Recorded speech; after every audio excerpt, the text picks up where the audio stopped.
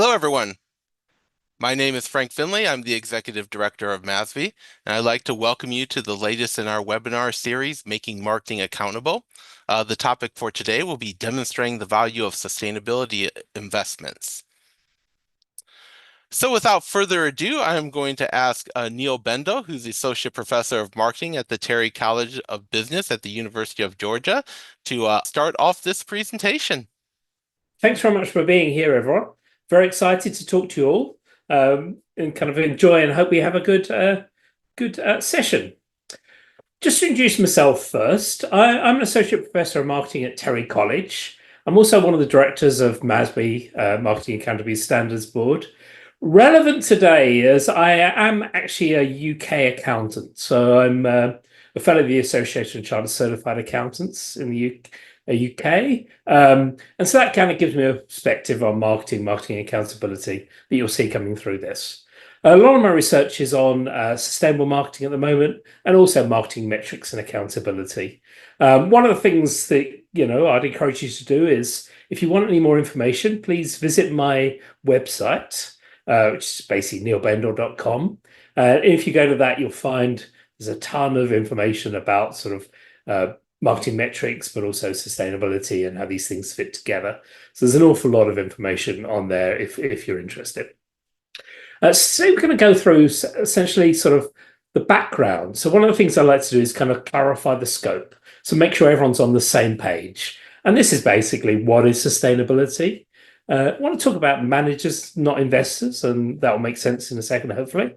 The focus of this talk is going to be on long-term profitability. And then, to give you an idea of how sustainability could be profitable will be something we'll talk about. One of the things we might sort of say is, why don't we see the value of sustainability investments already? And I'm going to talk through the problems we have with that. We'll sort of talk about financial accounting and sort of general ideas around prudence and need for control, and then talk about how, like, in some ways, we're the problem. And by we, I mean human beings. Just the nature of human beings, unfortunately. Then I'll talk about how I discuss seeing the value of sustainability investments. So I've got this specs model. We're going to talk through the individual elements of that. But the idea is that it's an overarching approach to understanding the value of sustainability investments through the partnerships they create, through the products they create, through the employees, benefits, the customer and brands, particularly important to the MASB audience, community, and overall savings as well. And then obviously we'll just wrap things up and conclude. So these four ideas underpinning what we're doing.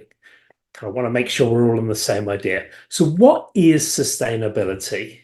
This is kind of a really, really important and interesting question. One of the sort of classic definitions, probably the classic definition, has been knocking around since the UN report in the 80s, is sustainability is meeting the needs of the present without compromising the ability of future generations to meet their own needs. And I think that's a really helpful definition. It gives you an idea of what we're talking about that. In some ways, we want to talk about how we do, it is about meeting needs. It is about sort of getting people what they need to have a great life. But also we don't want to sort of mess things up for the future. So how do we kind of get that going? So basically anything that aids the UN Sustainable Development Goals is going to be thought of as sustainability for this talk. If you're not aware of the UN Sustainability Goals, the 17 goals, you can see them across the bottom of the screen there, I hope. And, a lot of them are sort of things that, it'd be pretty hard to disagree with. We want the world to get away from poverty and hunger. We want better health, quality education, gender equality, and then sort of lots of different goals. So you can see in there, a lot of the really important stuff. Maybe obvious already, but just to sort of make this very explicit, sustainability is not only environmentalism. So while the green goals are going to be important, and they are important to it, the SDGs are much broader than traditional environmental concerns. So we're going to have economic goals, and we're going to have societal goals as well as the environmental goals. So, you know what I mean? It's important to kind of think broadly when we think sustainability. Don't just focus on only the environment. And there's a good reason for this. It's not because the environment's not important.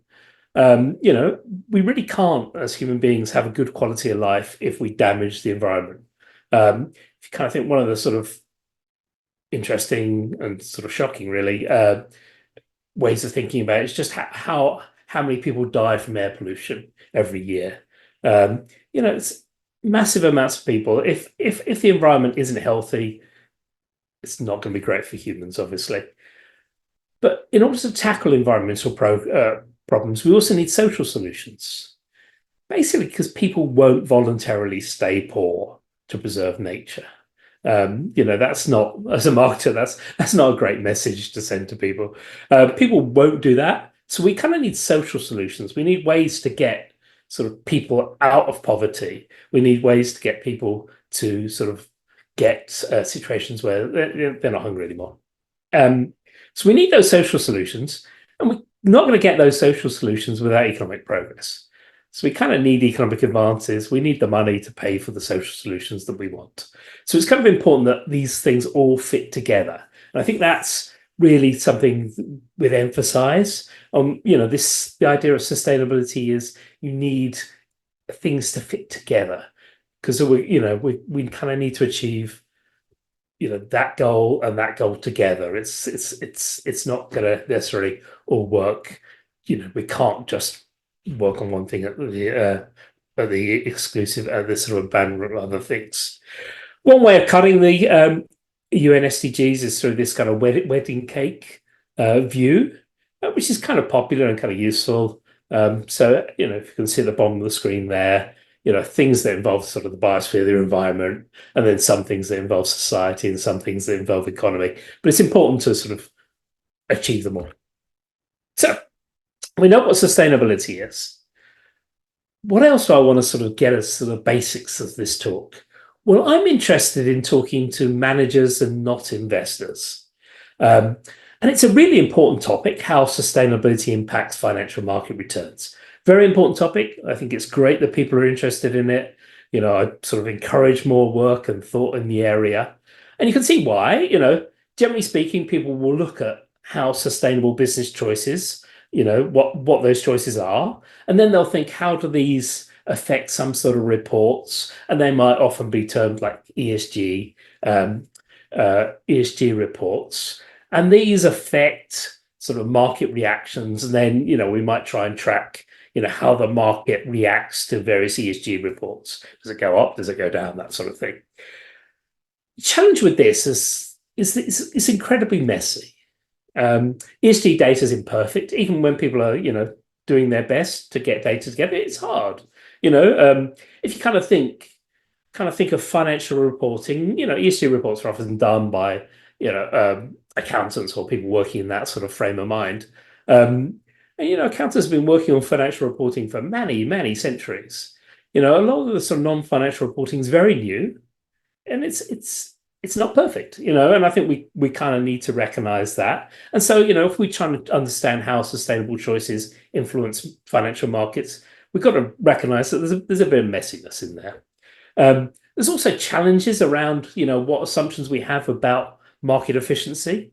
As marketers, we might not necessarily be as wed to the idea of market efficiency, by which I mean, the market reflects the full future value of the firm. Many marketers, including myself, don't really buy the stronger forms of market efficiency that people talk about. And so we kind of don't necessarily see that market value as a perfect measure of what's going on in the firm. Um, and then we also get the extra complication of, if you expect a firm to be doing certain sustainable actions, that's kind of already factored into the market price, because we kind of expected that to happen. In which case, you kind of have to sort of think, what are the effect of sustainable actions that weren't expected? And it gets really complicated. And then my point here, big picture point is, that link between sustainable choices and market value is messy and hard. And I think it's great that people are working on it. But, don't expect to see sort of, an absolute sort of definitive study that tells you, you know, this leads to that and everything's great. Um, Instead of like looking at sort of the effect on the financial markets, I'm interested in looking at how we can justify sustainable choices to managers, and that's important too. If you kind of think not just for getting away from financial markets, but if we kind of think there's a lot of private firms in the world, a lot of managers working, not looking towards the financial markets. How do we talk to them as well as how we talk to people in financial markets? So we kind of want to talk to the sort of any manager, basically. How can we help show the sort of, whether sustainable choices are right for them financially? Um, Managers just have great data. And if we kind of, I should say, I think some managers might be thinking, "Oh, you're over exaggerating, Neil." And you're right. I'll step back that one. That was a bit too enthusiastic. Managers often have, pretty good data, at least better data than investments and investment investors and investment analysts do. So how can we, given we've got that data, kind of think about how we can show the link between sustainable actions and the financial returns of the firm? So, the headline point is with this talk, think, how do we talk to managers? How do we show things internally? Not how do we show things externally? So it's worth saying as well um, that there can be trade-offs in sustainable business, and there will be times where the sustainable choice will be less profitable. And there are times, sadly, in the real world where you can get rich by doing something bad. That's sadly does happen. It can happen. If you're tempted to do something bad that will get you rich, well, what you do then is a matter of your values. And trade-offs, values, they're not things I'm going to be talking about today. That's something that we can all sort of think about at depth later. What I'm really trying to do is just aim to establish that sustainable choices can be financially sustainable. So we can do things that help achieve the UN SDGs while also, being good for the long-term financial stability of the firm. To be very clear, I'm not saying that everything you do that supports the UN SDGs is good for the financial sustainability of the firm. It would be a really, really weird ROI situation where every action was always great. That's just not how life works. What we want to do is say, how can we show that? What actions are going to be good in financial and ROI terms. So, we want firms to gain by supporting the SDGs. We want firms to be financially successful while doing good stuff for the world. So, how can we help show that? Well, this means today's talks about searching for win. We're searching for win-wins. We want to be sort of winning as a world, as a planet, as a people. But we also want to be winning as a firm. So we want to look for those win-wins. Essentially, business, this fits very well with business. Business isn't a zero-sum game. If you think of in a world, if everyone's sort of comfortable with the term zero sum, it just means in a zero sum game, I can only gain if you lose. And if that was the case, why would a customer ever buy from a business? Because they would be kind of committing to losing by engaging with that business. The whole idea of business is we should be able to create value, and create value, and some of it goes to the firm, some of it goes to the customers. So business doesn't need to be a zero sum game. It's not. It's a non-zero sum game. So popular phrase "growing the pie." So Alex Edmonds talks about this a lot. This is a good idea. This is a helpful way of thinking, and we can make the pie bigger and better for everyone, really. So what we want to go for is where customers gain and managers gain and investors gain too. That's what we're aiming for. The pie, as in pie, as in maybe as the profits, maybe as in your general pie, is just getting bigger. So The basic underlying thought of this talk is that business have the potential to do well, but also to help the world better while also doing well. Um, Business can, in the right circumstances, do well by doing good. I'm not going to promise that's always going to happen. That would be overly optimistic, but it can. Business can do well by doing good, and this is how we want to show it then. So, how can we show this long-term profitability and sustainability investments? That's what we're going to tackle next. So the question we're going to tackle first is, why don't we see the value of sustainability investments? In some ways, you know, traditionally you might say, well, if they're good, people would be doing them more. Um, I kind of want you to think a bit more about that, and I'll explain why over the next few slides. Essentially, what people are doing currently isn't necessarily better financially than more sustainable alternatives. It's a false idea that sustainability must always mean sacrifice. As I say, I'm not going to say it's never going to mean sacrifice, but it doesn't always need to mean sacrifice. Because there are many reasons why long-term profitability could link with sustainability. So let's talk through. Sustainability is often an investment. And you can kind of think a lot of things that we might be doing, we might be changing our bottling processes. We might be insulating our buildings. We might be putting on solar panels. Make sure that we understand that sustainability is more than just environmentalism. We might be educating workers. We might be paying them more. We might be doing all these things that are sort of good for the world. But often they're trading off between the present and future. And this is kind of what an investment is. You pay now, but you gain later. And most things you can think of in sustainability are going to fit in that idea. You want to take actions that are going to boost your brand. Well, often that's paying now, taking the actions, but seeing the benefits later. Um, you know, this is a challenge because generally speaking, we're not as great sort of seeing the value of things that are going to happen later. I'll explain why over the next few slides.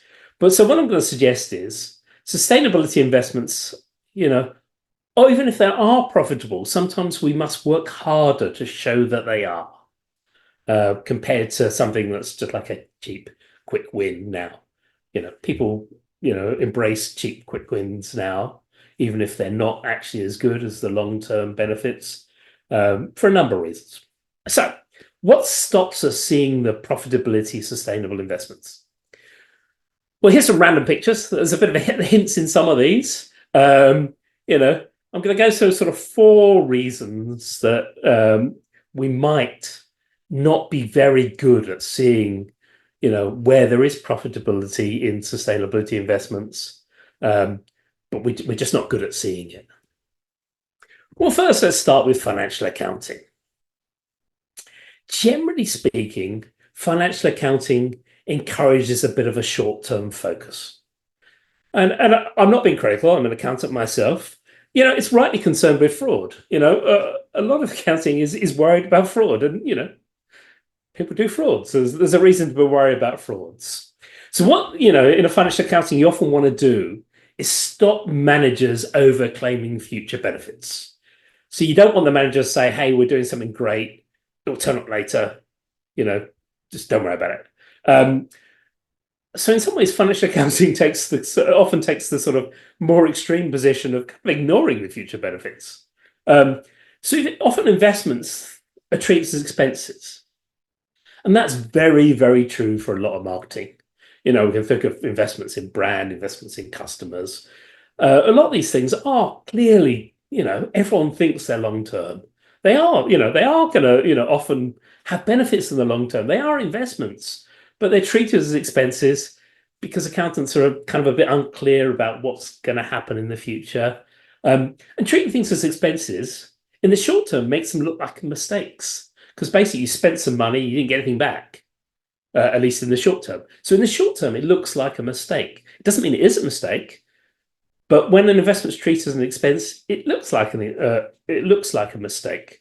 And again, sustainability is often about investments. So often these sustainability investments in the short term look like mistakes. This is a real problem. It's central to marketers and other disciplines, HR, some IT's challenge with financial accounting. Think of all the things that kind of are good. They're good things for the firm that kind of look bad in the short term. Brand building, early stage research and development, training costs. They're all treated as expenses despite being investments. Um, and I talked today about how I'm interested in managers and not, reports to investors. So financial accounting is all about reports to investors. So in some ways you could say, well, is that relevant to today? Well, financial accounting practices spill over into managerial records. I've talked to CFOs, and one comment I loved, it was terrible really, but I loved the comment anyhow, was that managerial accounting can do anything as long as it follows GAAP, and GAAP is financial accounting rules. Um, the whole point of managerial accounting is it shouldn't follow GAAP, but CFOs, accountants find it much easier to have one set of records, and for clear reasons. So you have a single financial ledger, and things that get into that ledger are things that will fit in the financial reports, in the external reports. So managerial accounting has kind of been swallowed somewhat by financial accounting. And so, even though managerial accountants could treat investments as investments, they tend to kind of also treat them as expenses a little bit. Don't exaggerate that too much. There is clearly ways that can be changed. But that sort of general idea tends to permeate marketing, sustainability, treated as, investments in employees, treated as expenses when really they are long-term investments. So this makes sustainable investments often look unprofitable, even when they aren't unprofitable. So prudence. Well, if you kind of think it sounds good to be prudent, doesn't it? Prudent. Oh, we're all prudent. We're all good people, and that makes us great. Well, prudence is a bit of a problem in this case because prudence demands we only include benefits we're pretty sure of. So we're pretty sure we're going to get the benefits from it. Well, in sustainable investments, we can be hopeful. We can, often think we're going to get benefits, but maybe we're not absolutely sure of it. You know what I mean? We're doing our best. We're taking a risk on the future. Maybe we're not absolutely sure. And so, people might say, well, we won't count our chickens. It sounds sensible. It sounds like prudent. We won't count our chickens before they hatch. And so we'll kind of ignore those benefits because we're not absolutely sure they're going to happen. But it also says, better safe than sorry is another way of people talk. And so, like, if there's a cost, well, let's make sure we include that cost because we don't want to be caught by any surprises. And so we end up with this kind of different standards for cost and benefits. Things that are reasonably certain is a higher bar to meet than reasonably likely. So in some ways, we end up counting costs, but not counting benefits. And sustainable investments, if you can think, often involve trading new costs for new benefits. But we're paying more attention to the costs, and we're not paying as much attention to the benefits. We're not taking them on board as much. And so we end up kind of thinking, well, that costs a lot, and well, I'm not sure it's going to have the benefits. And so our kind of like desire to be prudent, our desire to be sensible, is actually undermining our investments in sustainability, making them look worse than they are. Another problem is kind of might say need for control. This is quite common for human beings. I suspect it's probably slightly more common for senior managers than it is for most people. We kind of like to, know we're controlling stuff. So sustainable investments, even when they're unprofitable, even when they are profitable, often don't create an asset that the customer owns. And this isn't just because financial accountants are ignoring the assets, which, does happen in particularly in case of brand, things like that. But, they might, like we might do an investment that builds a market. Imagine we sort of stimulate demand for electric vehicles. That could be profitable. It could be profitable for us because we kind of make the market bigger, and then we secure a good share of that market, and it's great. It's profitable. It's good for our financial returns. But we can't really point to a guaranteed percentage of the market. At no point can we say, we're guaranteed to get 20% of that market because that's not the way markets work. So even if we've helped stimulate a market, we can't really claim an asset for having control of that market. We don't have what might be thought of as a bird in the hand. We don't have an asset. We don't have something we can point to and say, that's ours. The business is better and it was profitable, but it's kind of hard to show that. And it's particularly hard to show that in advance. You're kind of taking a sort of leap of faith a little bit. And we're not great at taking leap of faith. So even if the sustainable investment doesn't create controllable asset, then the value of the asset is more likely, the value of the investment is more likely to be missed. Our sort of final problem is us. And I'm not having a go at anyone listening to this. We're all humans. Uh, we're impatient. We like things now. It's just sort of general sort of finding. I don't, this is a big social science psychology finding. I don't think most people will dispute it. We like stuff.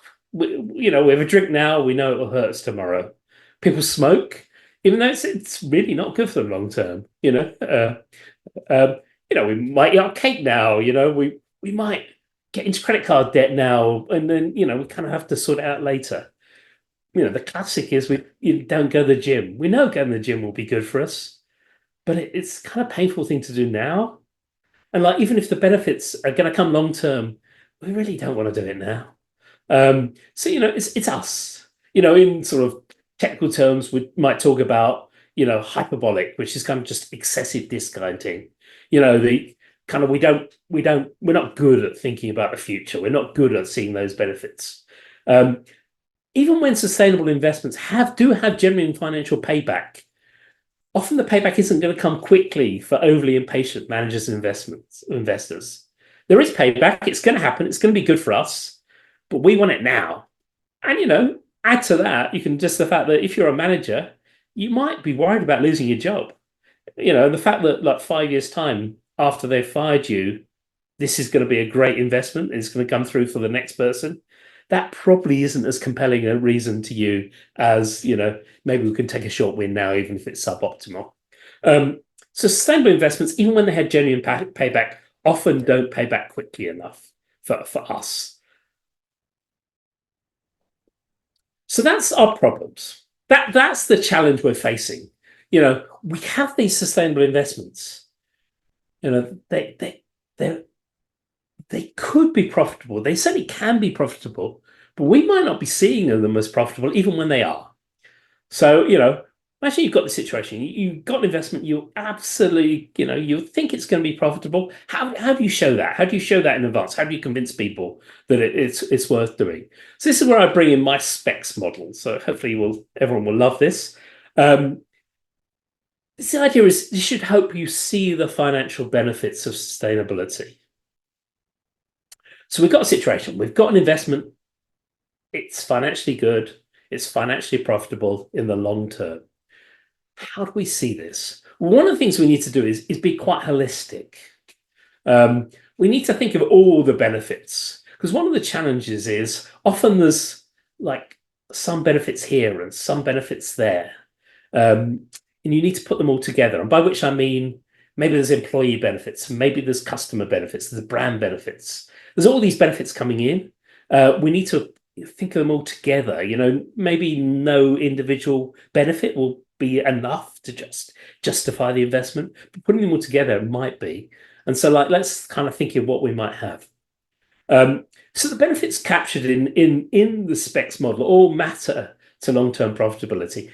As I sort of said at the beginning, this talk is about long-term profitability.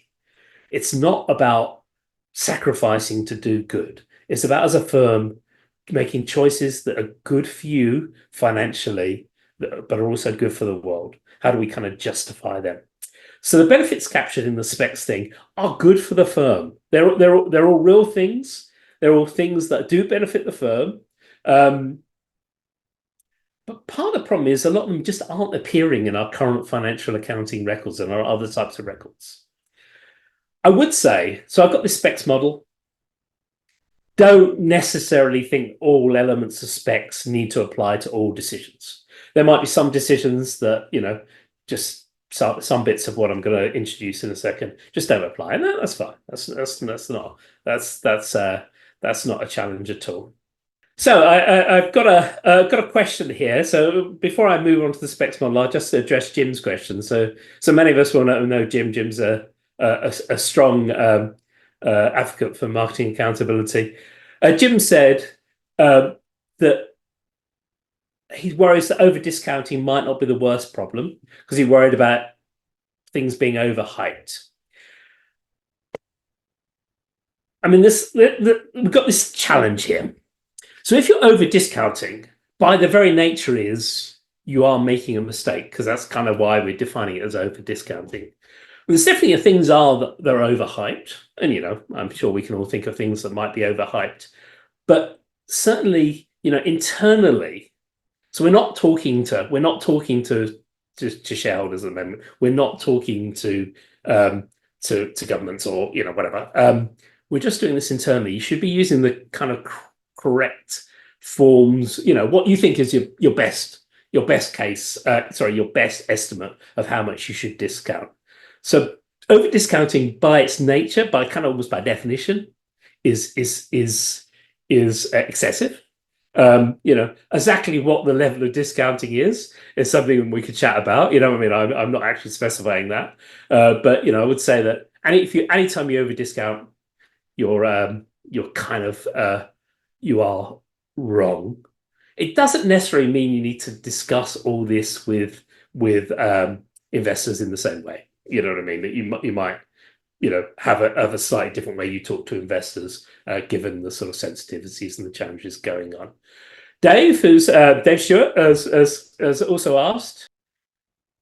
Yeah, I mean, so Dave's brought up what is a very significant challenge, but it's a challenge in this whole field. How do we bring in the value? How do we bring in the future? As a firm, we do this quite regularly. Anyhow, that's what we're doing, and because of the focus of this talk, and I want to sort of be very specific about what the focus of this talk is. We're looking at for the specs model. We're looking at financial returns. So we've actually got dollars. So dollars are pretty good to compare with future dollars. You know what I mean? Like there's obviously challenges about what do we know about the future, how much is a dollar going to be worth in the future, and these are all big challenges, but they're not half as big a challenge as how do we compare CO2 levels now with the future, or how do we compare reduction in poverty now against reduction in poverty in the future. These are sort of big philosophical big challenges. In some ways, kind of I'm a bit more, my specs models is a bit more modest in the sense that I'm saying, as a business, you see something that's going to make the world better. It's going to reduce poverty. You can see what it's going to do. Maybe some of the environmental ones are easier to see. We can cut down on greenhouse gases. How is this going to be financially effective? And the specs model is going to help us see that. So let me get onto the specs model to help us see the value of sustainability investments. So I'm going to talk about 6 different things: strategic partnerships, products, employees, customers and brands, community, and savings. That's my specs. So let's start with strategic partnerships. So I want to start with this because it's in some ways really, it's got potential to be the biggest one, but in some ways it's the hardest one. You think if you're a sustainable business, you can have more effective partnerships. And there's reasons for that. Honestly, if a business is committed to doing the right thing, they're kind of better people to work with. You can create trust. You can lower legal costs. If you're thinking about the future, you have more ability to plan. This can help with channel coordination. You can work together. It's good for reputational risk. It lowers reputational risk. If you kind of think with regulations going on, one of the things you might be aware of sort of scope 1, scope 2, scope 3. Scope 3 greenhouse gas emissions. The challenge is it's over the full life of a product. And so if you're working with a partner who's emitting greenhouse gases left, right, and center, your scope 3 emissions are going to look bad. So you kind of want, if you care about your scope 3 emissions, your greenhouse gas emissions, you're going to want to sort of work with a partner who's also committed to caring about scope 3 emission, to greenhouse gas emissions. So people work, companies work better with sustainable partners. So, one of the things that just being more sustainable does is create people you can partner with. It creates lots of opportunities. Benefits can be massive in this area. It can be kind of a link. You either get a partnership or you don't. Massive benefits, but challenge. They're really hard to predict, and can often be quite context dependent. But you can try it. If you think we've only got this contract with this firm because we're sustainable. So, like Greystones Bakeries, gets a contract with Ben and Jerry's because, amongst other things, great brownies and all that sort of thing. But it'd be hard to imagine they would be working with a big company like Ben and Jerry's if they didn't have like a sustainability angle. So they get that benefit of the strategic partnership. Let me move on to products. If you kind of think sustainability involves greater stakeholder consultation. So it gives you more chance of additional insights. You can just think about what people want. You're thinking more about, their lives, more insights. It creates sustainability itself, creates new needs to address. There's new markets that just wouldn't exist before. Obviously the classics, EVs, solar panels, that sort of thing, but also like things that reduce waste. We might have more sort of recycling issues. We might just have ways to sort of help employers treat their employees in a more effective way. Lots of different ways that we could create a business model that's based on sustainability. If you've got an innovative, sustainable product, there's less price competition. You're doing something new. And people who kind of like care about that sort of thing, are not going to be as price sensitive, um, which is really kind of important. How can we measure the benefits of this? Well, product development can be kind of a bit of a challenge because it's kind of lumpy. A new product comes and we get loads of profits, or it fails and we don't get anything. So that's kind of challenging, but we have people who work on this. People can think through the benefits of new products. Another challenge is things do take time to scale. Launching a new product is going to take a while. But, think of what the benefits are. This low price sensitivity, these new products, these new ideas, these new insights, these all have benefits. They all are, potential returns to the sustainable investment. So I've got a quick question from Mike Anderson here. Many people go into marketing because they have creative skills, not comfortable with math. Yeah, I mean, so how do you present, these ideas to people who perhaps aren't as comfortable with math? Well, kind of like one of the things I'm trying to do with this specs model is try and make it as simple as possible. We've got categories. People can all see how it works and how it fits together. So it's just being sort of very, very clear, very, very clear what we are. I think would be sort of great advice on that front.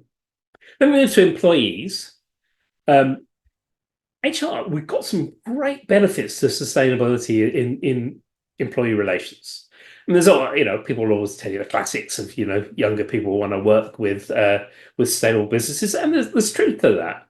But if you kind of think like a more sustainable business, a business that people feel proud of working for, that's going to have lower retention costs, employee retention costs. It's going to have lower recruitment costs. Basically, when people want to work for you, they're not only in it for the money. And if people are only in it for the money, you're going to have to pay them a lot because that's the only thing they care about. If you've got sustainability, good, you're doing good things for the world, this can increase motivation, which can increase productivity. One of the challenges at the moment is a lot of HR failures go unnoticed. So even when there are benefits, if these aren't being well measured at the moment, we won't necessarily see the benefit that's coming from more, greater emphasis on sustainability. But to be positive, think of like how we could start getting to that. In HR, employee retention, if we can just make a small difference to employee retention, it goes up by 1%. How much is that worth to the firm? and it doesn't take a lot of improvements in employee motivation, retention, lowering recruitment costs to start making a significant dent to some of the costs of some of these sustainability projects. Customers brand. This is the big one for MASB. So I do some work on CLV. Everyone's welcome to my customer asset book if you're terribly excited about that sort of thing. But if you kind of think we can use CLV, which is the customer lifetime value, which is the projection of the future value of the customer, we can use that to sort of understand the value of our customers. And so we can use changes in that come from sustainability investments to see the benefits of the sustainability investments. So what happens if, like, because we have a sustainability investment that we can talk about, we might be able to lower acquisition costs? What's that going to do to how that's going to change our customer related costs? Turning to CLV per se, if our retention costs are lower, what's that going to do to our CLV? If we can more easily sort of develop, by which I mean like upsell, cross-sell, that sort of thing, customers, because we've got the sustainability initiatives, we can provide them with more. That's going to be great for potentially for the long-term profitability of the firm. Let's move on to brand now. I often think of, you can measure customer value, you can measure brand value. Putting the two together can be challenging, but if people do it, good for them. But if we turn to brand value, so maybe you're in a business and you don't feel that you can get to that level of customer valuation. Brand valuation, a lot of brand valuation is based on to state the obvious, how customers see the firm. A more sustainable firm is often going to be sort of seen much more so positively. And so, the brand valuation firms and many of them associated with MASB will talk about,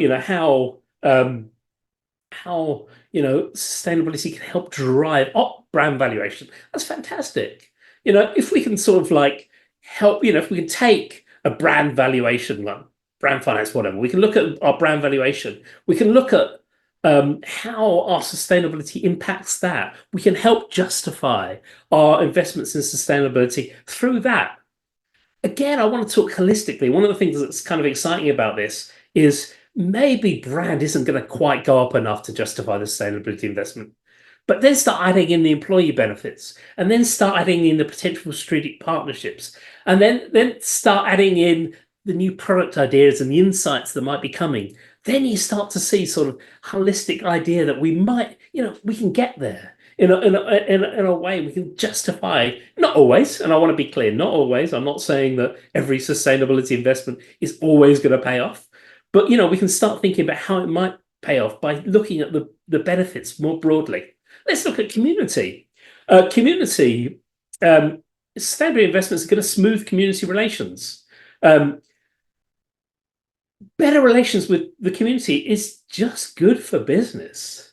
If you kind of think you've got regulators, they're kind of, if the community is like you, regulators are going to be much easier to deal with. That can cut down on just like some legal costs, but it also cut down on your compliance costs. It can cut down on the amount of effort that you need to put into this, the amount of managerial attention you need to put to this, to regulation, because people, see you're doing the right thing. Philanthropy can obviously boost brand, and it can improve employee satisfaction, create awareness. A lot of these things that sort of boost community engagement are kind of good for business. You're reducing lawsuits. How then are you going to show the dollar value? Hard. I mean, it's genuinely hard. So one of these things I want sort of to think of this talk as suggesting how we can start thinking about that. We can start pulling in these ideas, but let's start thinking about how we might measure it. We might look at our legal costs, and start saying our legal costs are going down because we're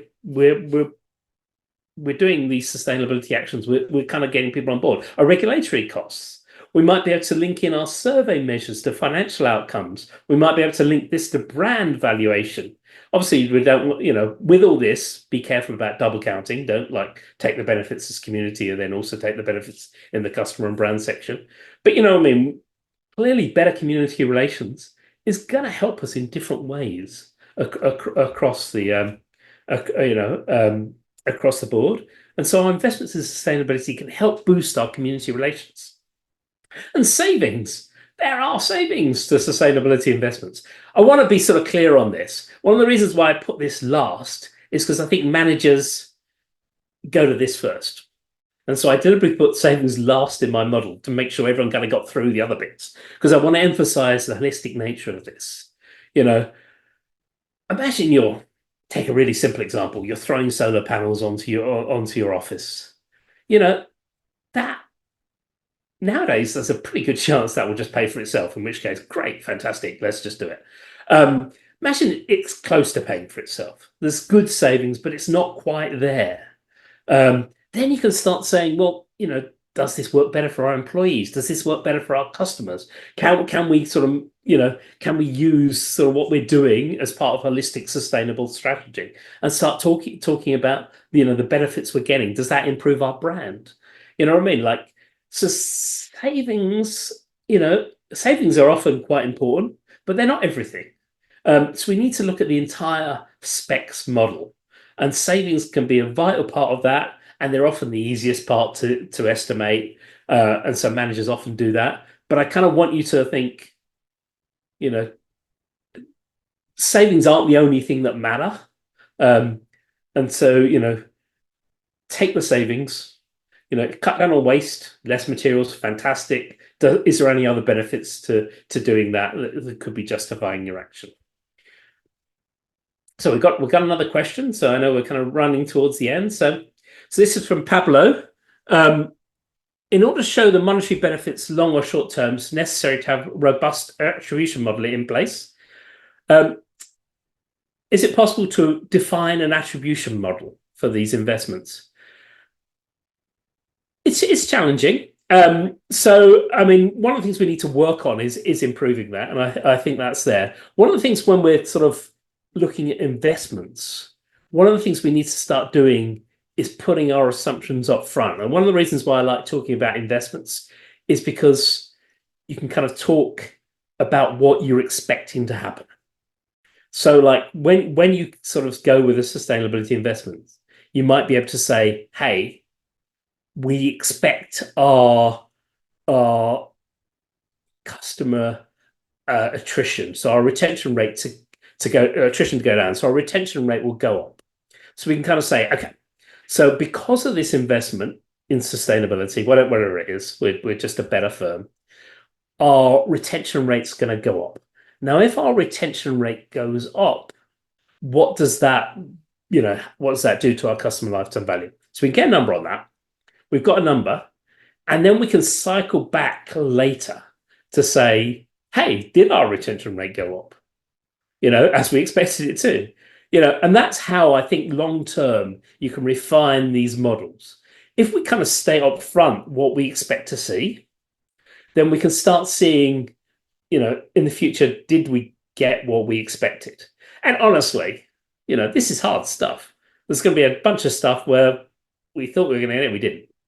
But there might be some times where we thought we were going to get it and we actually get twice as much, in which case, fantastic. Over time, our sort of thinking should evolve, should get better. And so, I know that didn't necessarily perfectly answer Pablo's question, but hopefully, the more we kind of start this thinking, the more we can sort of improve our way of thinking, improve our models. May I ask you a follow-up on that Yeah, one? sure.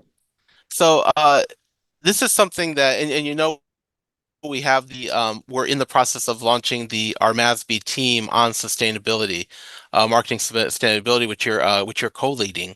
As part of that, one of the questions that we're getting pretty regularly, two related questions.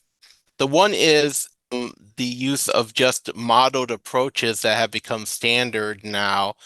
and start adding in more experimental type of approaches like pre-post analysis or control stim type analysis. One company, in fact, I was recently talking to is actually doing this geographically. So they're rolling out their campaigns in a geographical manner so that they can do A/B controls to try to get those beta weights, if you will, to Yeah. feed back into their model.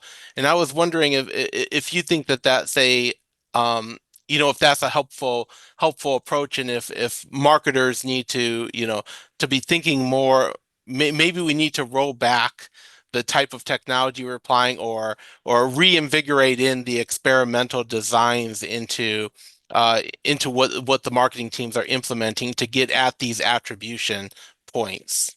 Yeah.